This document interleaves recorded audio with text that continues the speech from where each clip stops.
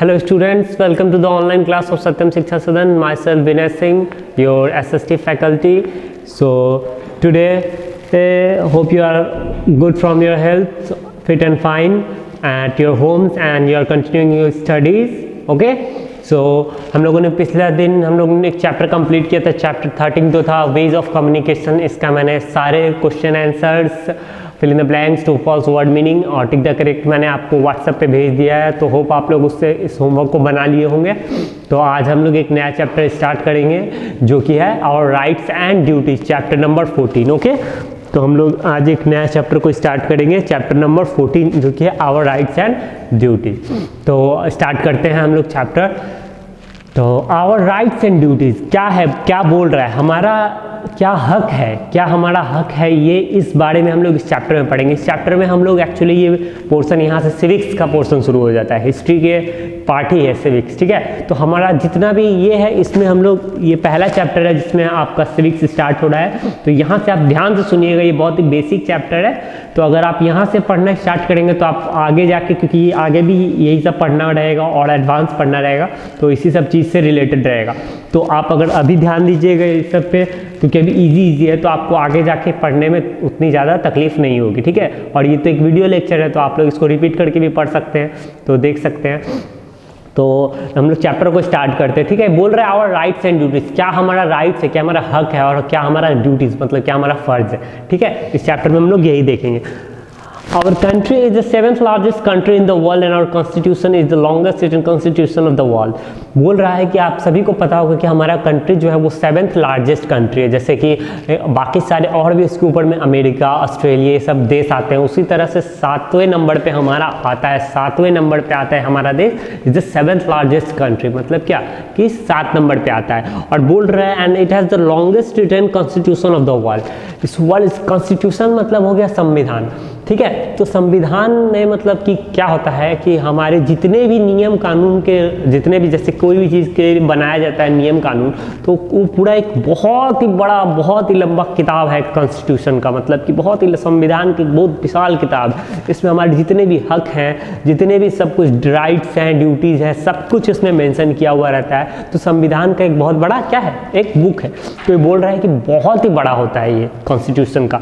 The Constitution of a country is a legal document with a set of rules and regulations to run the country. और अब आप सोचिए कि हमें constitution की ज़रूरत क्यों पड़ी.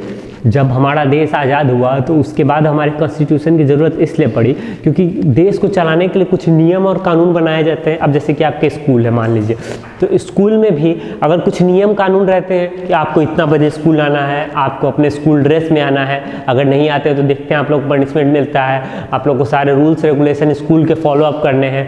तो उसी तरह से नियम कानून पूरे देश को, ये तो हमारे स्कूल को चलाने के लिए था, तो उसी तरह से अब नियम कानून बनाया गया था हमारे पूरे देश को चलाने के लिए, ठीक है.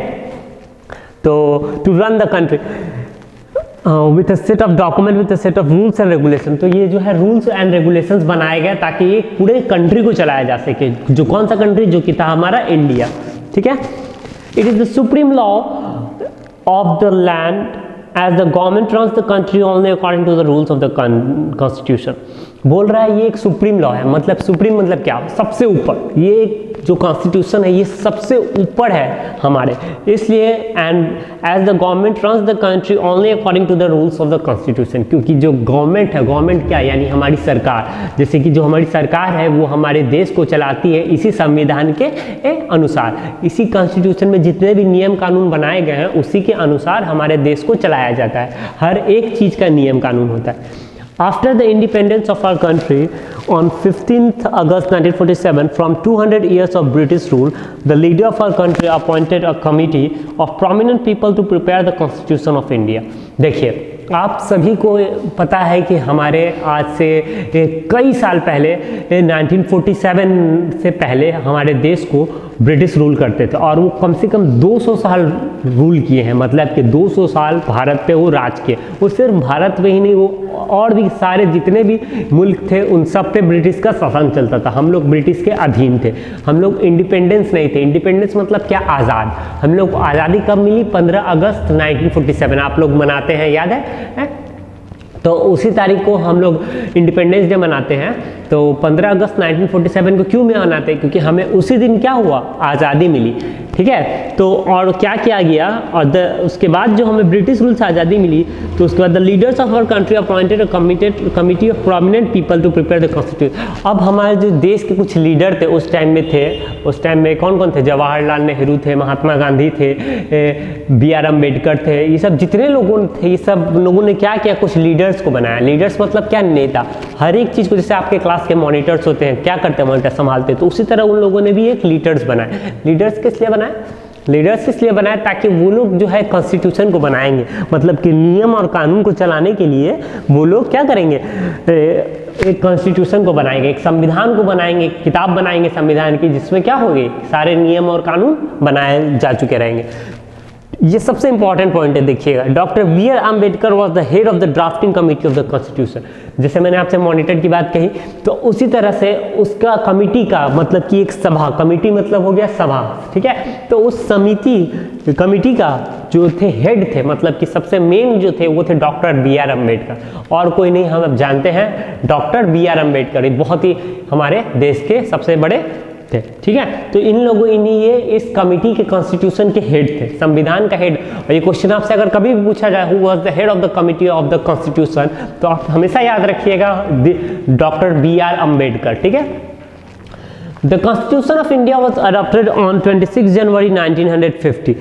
अब बनाया तो जा चुका था कॉन्स्टिट्यूशन, और क्या गया था 1947 में देश आज़ाद हुआ, और सोचिए 1950 तक कॉन्स्टिट्यूशन बन के रेडी हुआ था। यानी कि सोचिए एटलीस्ट कम से कम कितने साल, 3 साल लगे थे कॉन्स्टिट्यूशन को बनने के लिए, क्योंकि आप जानते हैं कि पूरे देश को चलाने के लिए नियम बनाना है, कोई छोटा मोटा जगह तो नहीं है, या छोटा मोटा कोई स्कूल या फिर कोई छोटी सी चीज़ नहीं है जिसे चलाने के लिए आप बना रहे हैं, आप पूरे देश को चलाने के लिए बना रहे हैं। तो हर एक चीज़ को बहुत ही सोचना पड़ा होगा, तभी 3 साल लगा, और 26 जनवरी 1950 में हमारा कॉन्स्टिट्यूशन बन के तैयार हो चुका था।